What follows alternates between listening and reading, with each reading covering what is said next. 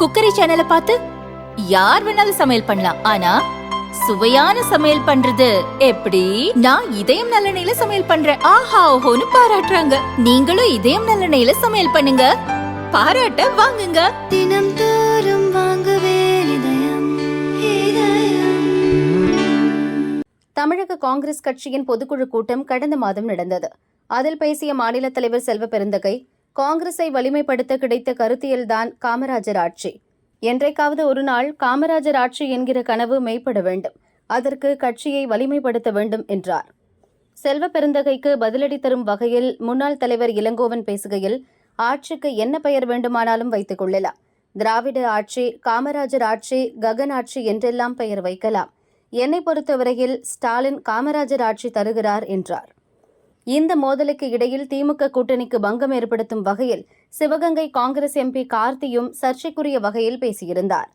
அதாவது, தமிழகத்தில் கூலிப்படை கொலைகள் அதிகரித்துள்ளன. போலீசார் என்கவுண்டர் செய்வது சட்டத்தை காப்பாற்ற என நினைக்க வேண்டாம். வழக்குகளை முடிக்கவே என்கவுண்டர்கள் நடக்கின்றன. மின்கட்டண உயர்வு பற்றி காங்கிரஸ் பேச வேண்டும். மக்கள் பிரச்சினைக்கு குரல் கொடுக்கவில்லை என்றால் மக்கள் மனதில் நாம் இருக்க மாட்டோம் என்றார். அதோடு விடாமல் தனியார் டிவி சேனலுக்கு அளித்த பேட்டியில், திமுகவை உசுப்பேற்றும் விதமாக அதிமுக தீண்டத்தகாத கட்சி அல்ல என்றார். கார்த்தி பேச்சும் அவரது கருத்தும் திமுக காங்கிரஸ் கூட்டணியில் சலசலப்பை ஏற்படுத்தியிருக்கிறது. கார்த்தி மீது நடவடிக்கை எடுக்க வேண்டும் என இளங்கோவன், அழகிரி ஆதரவாளர்கள் டெல்லி மேலிடத்திடம் வலியுறுத்தியிருப்பதாக தமிழக காங்கிரஸ் வட்டாரங்கள் தெரிவிக்கின்றன. திமுகவின் மூத்த எம்பி ஒருவர் டெல்லியில் சோனியாவை சந்தித்து தமிழகத்தில் கூட்டணி குழப்பத்தை கார்த்தி ஏற்படுத்துவதாக வெளிப்படையாகவே புகார் தெரிவித்திருக்கிறார். அந்த புகார் குறித்து விசாரிக்குமாறு ராகுலிடம் சோனியா கூறியிருக்கிறார்.